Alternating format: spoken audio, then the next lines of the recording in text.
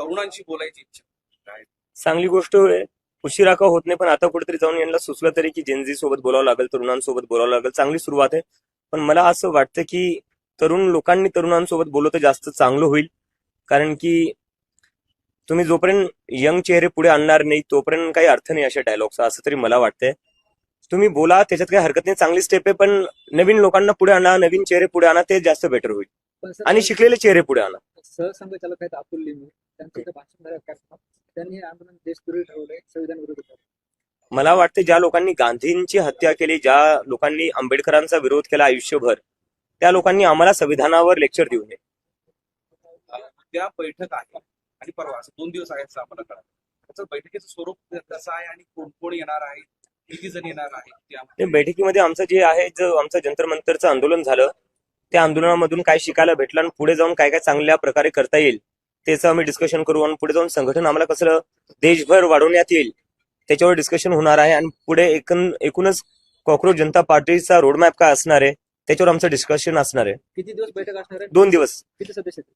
आमचे जेवढे स्पोक्सपर्सन आहेत ते येणार आहेत आणि बैठक 2 दिवस चालणार आहे. 6 तारखेला आम्ही ब्रीफिंग करू आमच्या जे काही बैठकीमध्ये ठरेल. दिल्लीमध्ये तुमच्या विरोधात फैजान अन्सारी नावाच्या इन्फ्लुएन्सने जे आहे तर ती FIR केलेली आहे. त्यांचं बोलणं हे आहे की पुण्यात आणि औरंगाबादमध्ये तुमच्या माणसाकडून त्याला मारहाण झालेली आहे.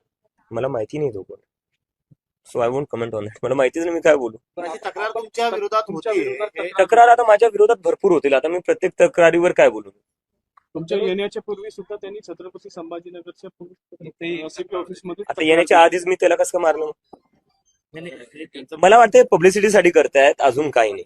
दुसरं असं की झेंडेला घेऊन एक आणखीन एक विजय मिळालाय पीकेला, प्रशांत किशोरला. तेही भाजपाचा तिथं गड होता. त्याबद्दलची काय प्रतिक्रिया आहे? मला त्यांना खूप खूप शुभेच्छा द्यायच्या आहेत.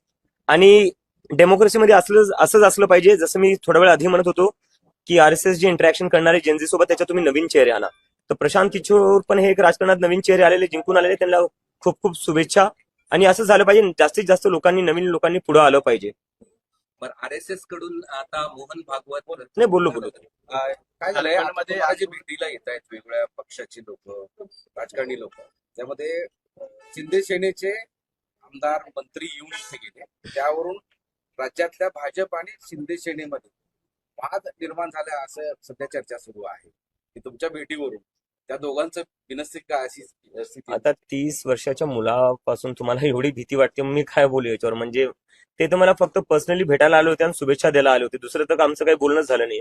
ते फक्त एक म्हणले की युवकांचा मुद्दा उचलला, देशाच्या शिक्षणाचा मुद्दा उचलला,